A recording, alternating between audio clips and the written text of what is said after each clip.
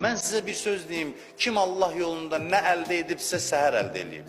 Sübh namazından qabaq, ən azı mən bunu deyim sizə, 5 dəqiqədə tez dura bilsəz, hətta deyiblər ki, ibadətə halın yoxdur, dur oyan, 5 dəqiqə gözlə.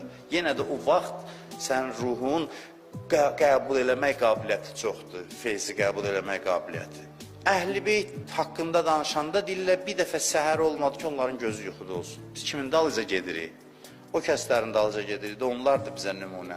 Əli əleyhissalam axırıncı gecəsində baxdı, o sübh vaxtına, səhər vaxtına ki, hələ dan yeri ağarmamışdı. Heç zaman olmadı ki, sən ağarasan, mənim gözüm yuxuda olsun. Heç zaman belə bir mənzərə olmadı, heç zaman. Hətta bura qədər deyiblər ki, buna diqqət çəkmək üçün deyiblər ki, hətta oyana bilməsən belə, yatanda ki, saat qoyursan ki, oyanmaq üçün, saat o vaxtda qoy və niyyət elə ki, inşallah duraram.